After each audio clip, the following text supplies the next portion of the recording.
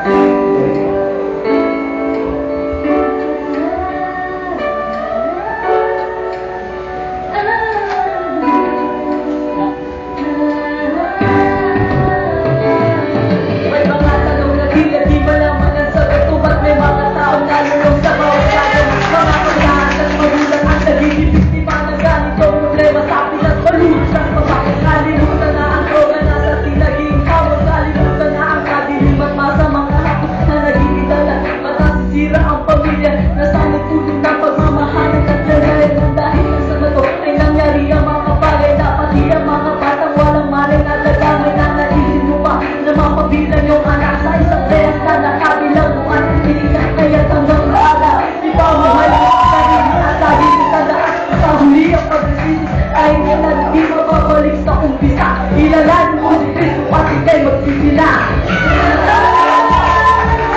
Ang duda ay iwasan, hindi yan ang sagot sa ating mga katanungan. Pagbabago ay nasa Panginoon, upang mas lalong labo ay dumating sa atin. Maraming buhay na nasayang ng dahil lamang sa droga. Maraming kabataan di nakapagsuot ng toga. Nang dahil sa bato na kinatakutan ng ilang diploma namin ng harap na magulang po ay nasaan. Pagod lang natin hintayin na humantong pasagan to. Nangawang kapagyan ay lang sa bato.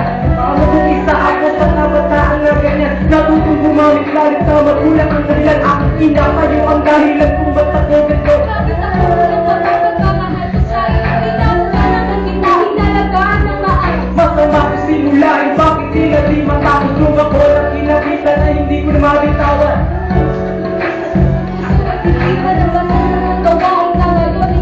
Kapag nanalig kay Jesus, buhay mo ay mababago.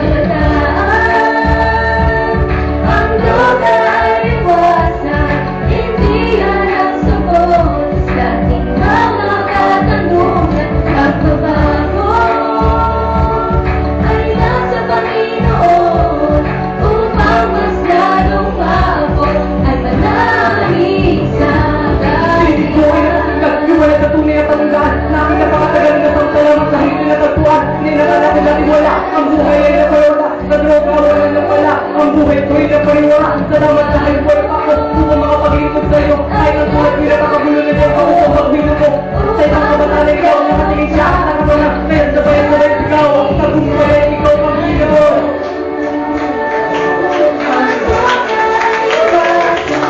hindi yan ang sagot sa ating mga katanungan. Pagbabago ay nasa Panginoon, upang mas lalong maabot ay manahimik sa Kanya.